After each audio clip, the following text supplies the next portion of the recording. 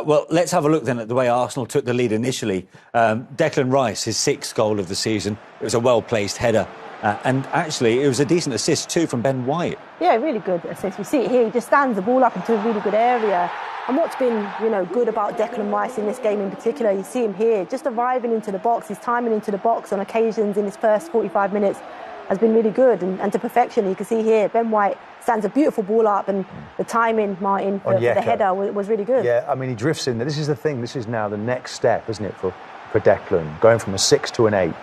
Has he got it in the locker? And yes, he has. His finishing is exceptional. It's a really good finish, and I think he's got the way that this guy has progressed. He looked like a central defender for me, playing in midfield when he first went in there, and now looks really accomplished, and he's got everything in his game, and goal scoring now and assists is really there in abundance for him.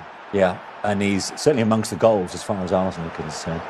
And as he receives the adulation of the home crowd, we can have a look at his figures so far this season. 6, 5 assists. I mean, people are already saying he's turning out to be a bargain. Can he be a bargain at 100, 105 million? I think it's still a lot of money, but you've got proven talent coming into the team. His leadership skills, he's a real character, and now he's taking responsibility on the pitch. It wasn't enough, though. I always felt with the front 2 players for Brentford that Arsenal might, come a cropper a little bit. So that at half-time now, it's a really important talk to keep everyone settled down and get that plan together for the second half. So let's have a look at this bonus, really, for Brentford. I mean, they were chasing shadows for much of that first 45, but Aaron Ramsdale back in the lineup, only his 11th appearance of the season, and this happens, Farah. Yeah, I think they were.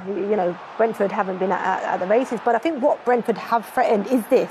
So when there's been an opportunity for them to press centre-halves and goalkeepers, I think they've done it. And Wissa in particular, a little bit more so than Tony, has done it really well. And credit to him, because he's running down a dead ball really in this scenario and does really well and gets a little bit lucky. Ramsdale definitely needs to play that pass a little bit earlier. Probably thought he had more time on the ball. Too comfortable, too relaxed here, and really great pressure, in my opinion, from Wissa. Almost a hush came over the stadium when he received that ball, because they're with him. And Raya is not a player that's been totally convincing. If you've been to the games, I've been to a lot this season. And that was a moment there they were like, OK, we understand now why Ramsdale doesn't really play. But, he needed to get rid of that ball much quicker than he did. So, he's going to have to be mentally really very tough coming out. And hopefully Arsenal now can get him out of trouble. And what that's done is it's put pressure on the likes of Liverpool and Manchester City. The 2 go head-to-head, of course, at Anfield on Sunday. Just how big a win is that then for your former side, Martin? Really important. They've been now, this is 2nd year on the trot, they've been in this kind of territory. They knowing how to live, how to behave, eat, breathe, sleep football, and you've got to win your games on a Saturday. So that was really important. Again, Ramsdale coming through was also part of the squad, a feel-good factor. And nice to see Havertz now. Really feels like he belongs now as an Arsenal player. At the beginning, we weren't quite sure. The manager, though, was sure, stuck with him, and I think that's really paying off now. Yeah. Let's have a look at the all-important goal then. Yeah, the match-winning goal, isn't it? I think you can see Havertz just stays alive inside the box. You can see here Ben White, 2nd assist of the game, really, in terms of delivery, perfectly placed. And Havertz, you just see him here, just stays alive. The spotlight's on him here, staying central, between centre-halves, and then it's this pass here. Nicely weighted into Ben White, and then the delivery's perfect for Havertz to just, power head of it at the near post. And for the goalkeeper, originally I thought could have done a little bit more, but I think he covers his near post as he comes across the goal to shape up. Marking's a bit dubious, isn't it? As well as they did, you can't have that kind of space in the 6-yard box. The marking could have been done earlier, but Havertz does really well, as you say, to stay between centre-halves, find himself not marked, and then have the time and space to attack the header. I think we often see Ben White going in as an inverted fullback, and what we're seeing now is that what he's doing is he's going down the line, and that's about finding solutions. Yeah, I mean, this is a really good effort. I mean, four goals, that's 8 of the season, 2 assists recently. I mean, at the beginning of the season, he couldn't buy a goal. In fact, he took a penalty earlier in the season, almost as if to say, "Come on, you get involved." And they've grown in confidence now. Whether or not leaving a big club, such a young man, he's only 24 years of age, where you thought, hold on, where is my place in the game? Scored a winning goal in the Champions League final, let's not forget. And suddenly he's out the door. So it's been a really good, effective signing for Arsenal. Not many people saw this coming, I can tell you, at the start of the season, but now he's firmly a big favourite at Arsenal. The big question now is, should he have been on the field of play to score the winning goal for Arsenal? He was already on a yellow card. when this happened, Farrell? It's difficult. He was obviously on the yellow card. For me, this is a dive from Havertz. There's no contact or not enough contact. You see here the touch, just a heavy touch, loses control, and not enough for a penalty. But I don't know. For the referee, I'm not sure of the referee's positioning because I can't really see it from the angle that we have. But he didn't give the penalty directly, which makes me think he felt that Havertz had dived. So what I felt should have happened is maybe give the yellow card to Havertz, wait for the VAR to confirm whether it's a dive or whether it's a penalty. Yeah, but if he and can't, then he can't Martin, give a yellow let card. me finish. But he can't give a yellow then, But can then, no, sorry. Initially, he didn't think it was a penalty, otherwise he'd have pointed to the spot. So therefore, I believe he thinks Havertz has dived. So you can book Havertz. And what you can do is VAR can then say, if he then gives a penalty, they can cancel out the yellow card. What you can't do if you don't book and then go to VAR is then give him the booking. Yes. So that's my point. So he should have yellow cards. of course. So they probably should have given it on But first. he can't book him in the moment. But Martin, unless he is this simulation for you? I think there's an element of that. Yeah, I do. I think there is. But there is a little bit of contact. But I think it's actually Havertz who actually initiates that, doesn't he? Look, so there's nothing there, and then he goes over now into the player, look, and there's contact at this point. So the referee, in fairness, in the moment, he can't give that unless he's absolutely certain, because VAR will help him on it. But Arsenal, of course, have profited in the end because if the referee's at a different angle and he can see that better, perhaps he gives a yellow card. Let's get a former official's view, shall we, on this matter? Former Premier League referee Dermot Gallagher joins us now. Dermot, good to see you. What's your reading of this then, Dermot? I mean, should he have been carded for simulation before going on to scoring the winning goal? I think it's interesting what we've just heard, in so much as if you imagine the referee decides to give a yellow card and the VAR doesn't think it is, we're talking about, can the VAR intervene on second yellow cards? Well, we all know it's about red cards direct, so it's not a direct red card whatever happens. For me, I think there is some contact, and that's what saves him, really. It's not the best thing to do in the world, especially when you're on a yellow card. But I think if you look where the referee is, he sees the tackle going from Collins, he sees the ball go to the right. This isn't the best angle to see where the referee is. If you see the angle from the other side, the clue for the referee is where the ball travels. And the ball travels away from Havertz. So the referee will think in his mind from his position, he's outside the penalty area, he's looking down behind Havertz. He will see that ball go there, it's come off Collins, and he will think, Collins has played the ball. That's why he doesn't give a foul, he gives a corner. So his initial reaction is Collins has played the ball, Havertz goes over, so he gets a little bit of contact.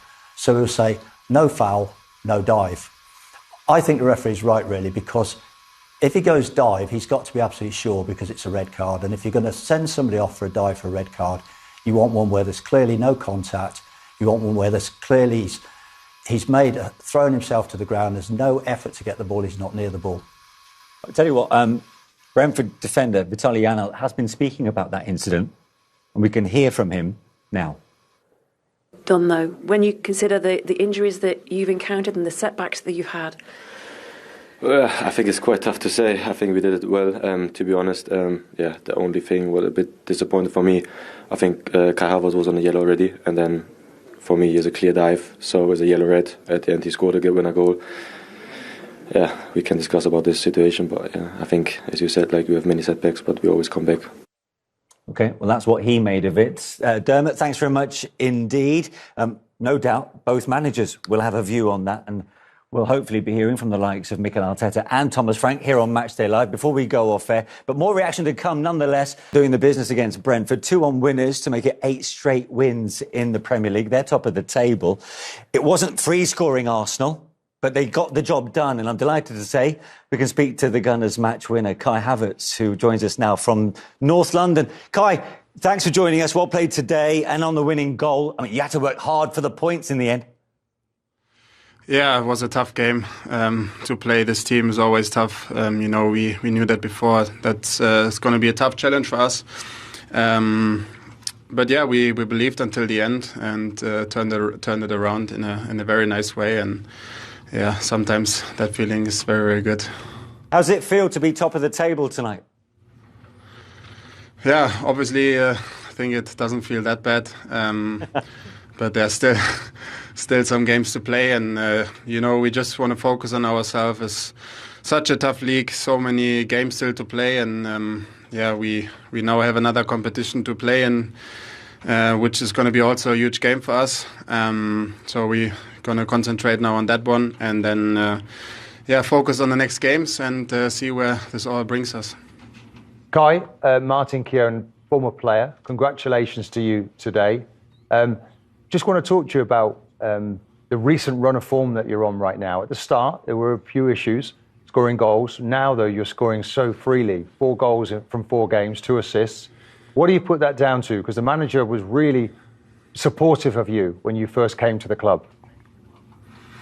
Yeah, I think he definitely played a very huge part in that. And they all believed in me. I got a lot of help from my teammates as well. And it's just such a nice group and such a nice team to play in. And they helped me a lot. It was tough for me. The beginning was very tough, I have to say that. But I had these times before in my life as well. And I know football goes always up and down. And I just try to work hard on the training pitch. And now I'm happy that I scored today again.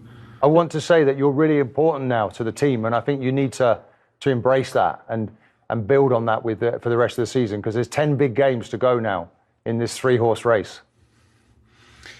I think the whole squad is so important. To have everyone available is so important. We have so many games to play now. After the midweek game, there's going to come an international break, and it's so important to get all the players fit out of that, because at the end we're all sitting in the same boat, and we all want to reach the same goal, so we all have to work hard together for that, and everyone plays a big role in that, so that's very important to us. Brilliant. Thanks for joining us, Kai. Well done today. Thank you. Arsenal's Kai Havertz. I wonder if he's going to be watching City-Liverpool tomorrow. I was going to ask him, but we're running out of time. It would be hard not to, wouldn't it? Yeah. The pressure's on them now, right? It is. I just wanted to, as a former player, let him know how important he is. Sometimes I wonder if he's really confident enough, but today, fantastic. Yeah. Well, that's it from us. Farah, Martin, great to have your company. Hope you've enjoyed it. Arsenal have done the business today. Tomorrow, it's over to Liverpool and Manchester City. Bye for now. Thoughts about the Arsenal spellbinding form. Arsenal are in an exciting spell. They are on top of the 3-legged championship contest for the time being. When Arsenal goalkeeper Ramsdale made an error for the Brentford equaliser, it looked like the match will end in a draw. But they hang on till the end and were rewarded deep in the extra time. Arsenal were in fine form since the start of the year. The last time they lose in the Premier League was on the 31st of December last year, when they lose at Fulham 2-1.